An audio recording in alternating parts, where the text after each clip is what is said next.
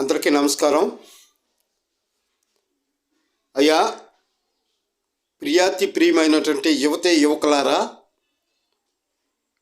ఇదేంట్రా మా మీద పడ్డాడని చెప్పేసి మీకేమైనా మనసుకు నొప్పించి కష్టం కలిగితే మీరు అన్నిటిగా భావించకన్నా దయచేసి నేను బిడ్డలకు తండ్రినే.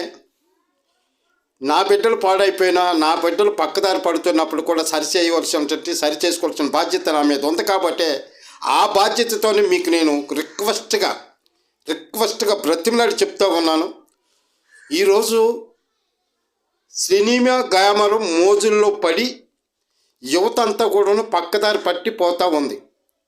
ఒకటి గమనించండి, మీ తల్లిదండ్రులు ఎంత కష్టపడి మిమ్మల్ని పెంచి పెద్ద చేసి మీకు విద్యా బుద్ధులు నేర్పించి వాళ్ళు తినక ఎక్కడ నా పిల్లలు ఏ ఇబ్బందులు పడతారేటని చెప్పేసి అష్ట కష్టాలకు ప్రయాసాలకు ఓర్చుకొని అప్పులు చేసి అనేక రకాలైన రుణాలు వాడి మిమ్మల్ని పెంచి పెద్ద చేసి చదివించారు, విద్యా బుద్ధులు నేర్పించారు. యువత తలుచుకుంటే మీ చేతిలో భగవంతుడి చేతిలో బాణం ఎంతో యువత చేతిలో అంతే బలం ఉంది. మీరు బలవంతులే, నేను కాదంటున్నాను. దానికనే మీరు బలవంతులు ఎప్పుడు బలహీనంగా ఉండకూడదు.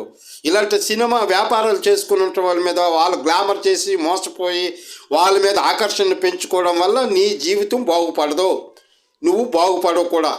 నువ్వు నీ కుటుంబం బాగుండాలనుకుంటే దేశం కోసం ఆలోచించు, రాష్ట్రం కోసం ఆలోచించు, నీ ఉద్యోగం కోసం ఆలోచన చేయి, నీవు ఏదో వ్యాపారం కోసం ఆలోచన చేయి.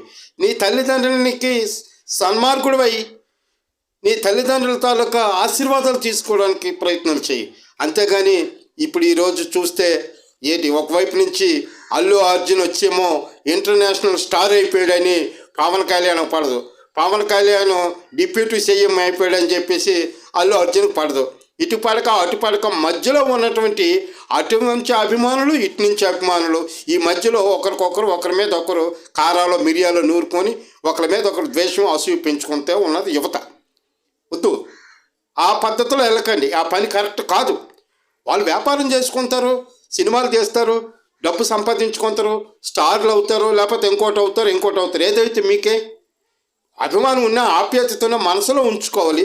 నీ జీవితం, నీ జీవన విధానం కోసం నువ్వు నీ తల్లిదండ్రుల భవిష్యత్తు కోసం, నీ భవిష్యత్తు కోసం నీ తల్లిదండ్రులు ఏం చేశారో అది ఒకసారి స్మరణకు తెచ్చుకొని నీ కుటుంబాన్ని జాగ్రత్త చేసుకో.